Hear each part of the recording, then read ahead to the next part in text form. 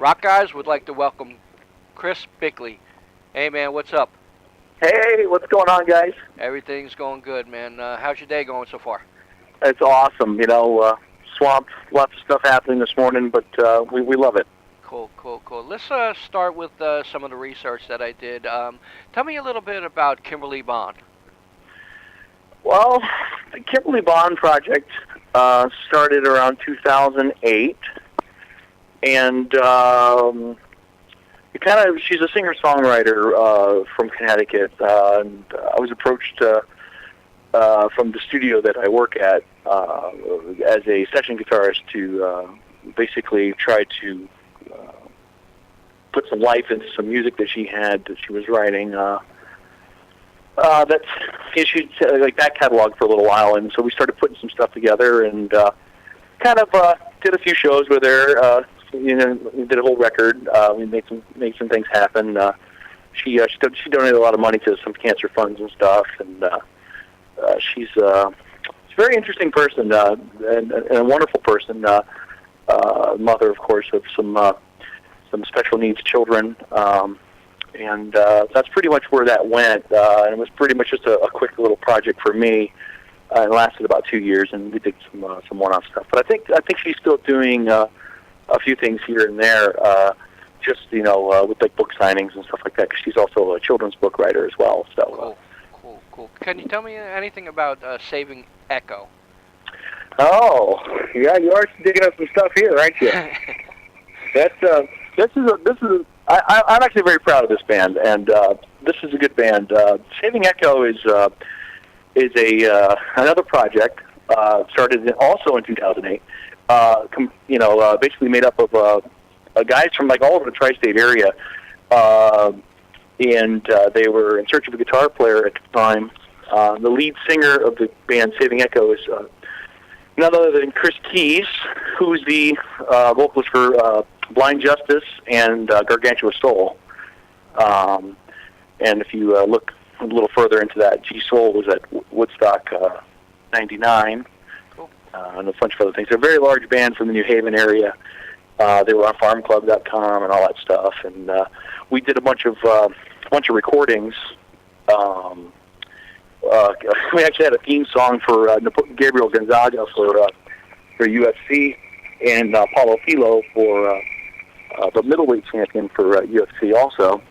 We did some stuff there, and it's definitely a modern rock, heavy metal band that the recordings never actually were released. We had a couple of one-off demos and songs kind of floating around out there, but nothing actually came to life, unfortunately. But we did do a lot of shows in 8 months' time, so that was a lot of fun. Two others is Terry Lane and Thunderhead. Oh, well, Terry Lane is, for starters, is flat out my best friend. And I moved from South Carolina here to Connecticut initially to form a band after I was discovered by Ron Keel down in the Columbia area. And I had noticed that there was a background vocalist on the record, and it happened to be Terry Lane. She ended up doing a duet on this record that Ron did at the time, which was called Iron Horse. And that's actually how I met her. And we came up to Connecticut. We started this blues rockin', Aerosmith Bad Company style, female vocalist fronted monster group that we had. And it's still going to this day. We're in the studio working on a record for her. We've got Chris Slade on drums from AC/DC and The Firm. We're lucky to have him on a couple tracks, and we've got a couple other guys that are in the latter band. Actually, Bobby T. Torello, who's in Thunderhead and also played with Johnny Winter, and Black Oak, Arkansas. He's playing drums as well. And Eric Klastad from the 80s band Trouble Tribe. I think a lot of people are actually interested in what's going on with them, and he actually guessed on a couple, I think like 2 bass tracks. And then we've got Scott Spray from Johnny Winter's band, also Edgar Winter's band too, on bass as well, on some tracks too with her. And she's an exceptional singer, fantastic person, and I always say second to no one because I don't know anybody can out-sing her. Right. Really, I don't. Cool. Thunderhead is this is a southern rock band from 1975, and I was approached actually by Bobby T. Torello from those sessions. They were going to do some reunion shows, and I got invited to be involved in the band. We're also working on a new record for them as well. And basically, that's an active project that's got some steam behind it, and we're very happy to be able to bring this band back to life. They had two records that they did in 1975. Johnny produced them, played on a couple tracks way back when, and we just put that record out. It was in the vault for 35 years. We put it out in 2011. Called Thunderhead 75. So when we got, like I said, we got a new one coming out. Probably going to be out this year, maybe late this year, early next year, with a whole bunch of live tracks and stuff too. Great southern rock and stuff. 2 guitars, like Blackfoot, that kind of thing. So. So right now you have a new solo album out, Tapestry of Souls. Tell me a little bit about that. Well, this is a giant collection of material that reflects on me as a musician and as a person, and how I feel about music. And I try to incorporate a little bit of everything that I do. Obviously, you mentioned a ton of bands that I was involved in the last at least 4 or 5 years now, and so it's got some shades of Saving Echo in there, and there's some Terry Lane in there, and there's some blues rock and some metal and melodic rock and all this stuff. And it kind of started out as some demos, and I had Iron Horse drummer Gaetano Nicolosi throw down some drums on it, and it just sounded so good, and he urged me to continue, and we just kind of made it a full-on record. And we ended up having all these guest musicians on it, like Mike Becerra and Chandler Mogul from Out Loud and Talon, Jimmy Coons from Cactus and Savoy Brown, and of course Kelly Keeling. He also lended a hand on some vocals, and a whole slew of other great players. New Jersey native, I'm sure you're familiar with Vic LaCar. He also performs on the record. He did some work with Joe Lynn Turner for a while. And a couple of international artists, Fiorenza from Italy. We call him the bass master. He's something else, man. He's a monster. He's a great guy, and we got, like I said, there's just so many great players that I can't name them all because it's just going to take up all day. But they all contributed, and we ended up getting like a half instrumental, half melodic rock, vocal flavored type album, and I'm very proud of it. And it's about 3 years worth of hard work that we put out, and we hope that everybody likes it. And I'm working with Shred Guy Records on it. Cool. To put it out there and bring it out to you. Cool. So I see it's getting pretty good reviews so far.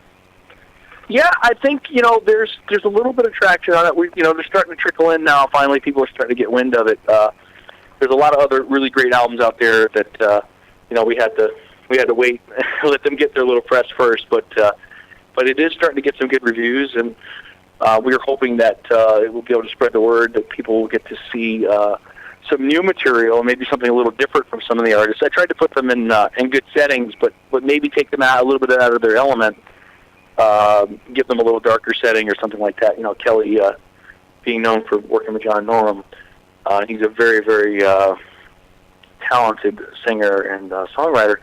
I wanted to bring him into something a little darker, and I think that we were able to bring him into more of an Alice in Chains kind of vibe, which actually sounded great. I mean, the guy, he really surprised me, and that's just one of the tracks that's on the record that's very surprising. And like I said, the reviews are pretty good, like you said, so far. So we'll see. Cool. You have anything else coming up in the works? Oh yeah, actually I do. This year is a big year for me for records. I've got on Perseus Records, we've got 2 Minutes to Midnight, a tribute to Iron Maiden. That's got Ripper Owens on it, and Paul Di'Anno and Neil Zaza. I'll be featured on a guitar track on that with the band This Time Down. That's coming out, I think, in July. This year also I've got a very special album coming out, and I believe it's going to come out in October, called Intuition. Uh-huh. And this is it's basically a progressive metal Christmas album that we put together with myself, Gaetano Nicolosi, Dino Forenza, and Gaetano's brother, Lucio Nicolosi. And it's just all this wicked Christmas music that you guys are so used to listening to, all of us, and we gave it a big twist. We made a lot of new arrangements and just really put a nice spin on it. And I'm very proud of this record. It's probably one of the best records I've ever done. And that's coming out in October, so we're very excited about that. And of course, again, Terry Lane stuff is on its way, and new Thunderhead record coming out soon. I'm very excited about that live track, some studio tracks too, coming out. So, and that's kind of what's been on the plate for right now for this year. And then next year will be a whole new ball game. Cool. Are you doing any live shows? Right now, I currently play with Christine Ullman and Rebel Montez from the Saturday Night Live band. She's the lead vocalist. So I've been doing a lot of travel dates with her. So I'm going to be playing in New York City, and I've got some dates we're talking about doing Rochester, and we had some stuff up for the West Coast, but I'm not sure what's happening just yet. Nothing's been confirmed yet, so I can't really comment on too much of it. But I do a lot of live shows with her right now. And once Terry gets back out of the studio and we get that train rolling again, we'll be doing some more live dates with her as well on the East Coast. So. Cool. I noticed you have quite a bit of posts on a Vinnie Vincent Forum website. Can you tell me anything about that, or was Vinnie influence on you, or can you tell me anything about that? Always been mystified with Vinnie. Vinnie is a legend in the area that I live in. I know a lot of people who's known Vinnie for many years, and I originally ventured into the forum in search of Vinnie because Vinnie's a great songwriter. Everybody knows it. I mean, there's not much else really to talk about when you talk about Vinnie Vincent, except for a phenomenal songwriter and an incredible talent. Of course, there are other things that overshadow that, which it's just common knowledge, unfortunately. And there's a lot of my friends that I've known for years that happen to be on there, and I met a guy named TJ Monster. He actually builds guitars, and he became a friend of mine through there. And that's pretty much my input as far as the way Vinnie goes. And when I found out basically what kind of person he might be, I've actually never met Vinnie myself. I decided that I didn't want to pursue it too much, but I became friends with some of the people on the forum, so cool. I still linger there every now and then. But Vinnie, like I said, is an incredible talent, and I wish him all the best, and I hope that he can overcome whatever it is that he needs to do to make himself be back in the spotlight that he deserves. Cool. Well, I thank you very much, Chris, and I enjoyed the chat. Would you like to say anything in ending to your fans? Well, I want to just say, thank you so much for taking the time to listen to the tracks, and, we're just, like everybody else that's out there making music, we make it for them just as much as we make it for ourselves, and we just hope that you enjoy what we do, and keep supporting the music the best you can, because, if not, we're not going to have it anymore, because it's getting tough out there. So, guys, thanks so much. Thanks a lot, man. Thanks, Brian. Bye-bye. Bye.